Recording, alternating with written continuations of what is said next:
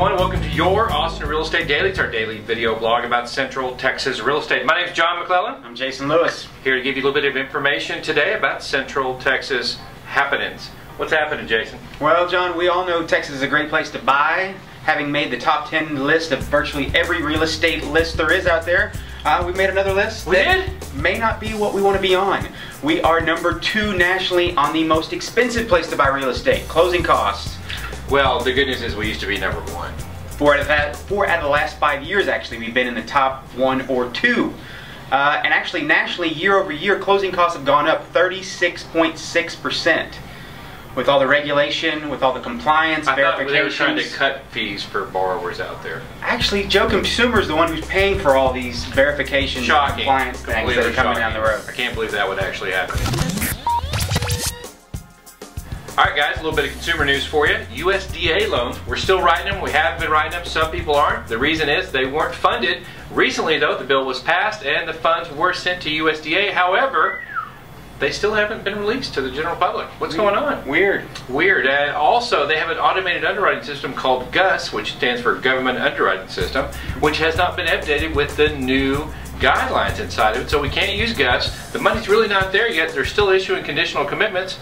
We don't know really what's going on, but we've got our ears to the reel, and we're trying to find out for you, and we'll keep you updated on what's happening with USDA. But the news on the wire right now is we may not have GUS back until November. So fewer loans will be approved, but we are still doing them. They are still available. It's just going to be a little bit more difficult to get them done. Yeah, and also look for credit score requirements on those USDA loans if they don't get that commitment soon to be raised. Well, now's the time. Now's the time. If the borrower's going to do a USDA loan, get them going. Hey guys, a little industry news for you. This week the conference on the future of housing finance was held by Geithner and his boys. Hey, I did it. Good work. Hey, easy for me to say, right? Geithner's boys got up and they talked about, hey, mortgage meltdown just happened. Did you hear about that? The GSEs are completely taken over by the government. Did you hear about that? Oh, yeah. Mortgage rates are all-time lows. Did you hear about that? It's all the loan originators' problem. Did you hear about that? And all they did was talking heads.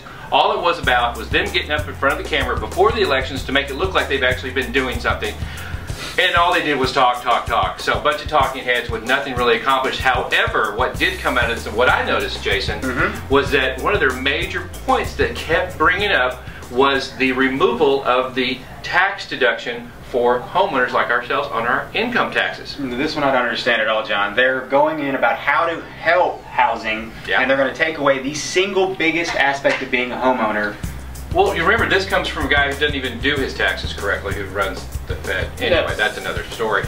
But yes, that's exactly what they're talking about. In fact, what that would do would be to lower the value of your house overnight by about 10%. It would actually decrease your buying power by about 30%. And for those of you already in a home, it would actually increase your interest rate, effective interest rate, by 1 full %. So think about, we talk about affordability out there. That doesn't make things affordable. That makes them less affordable. Let's look to other ways to try to get that deficit down, guys. That's not one of them.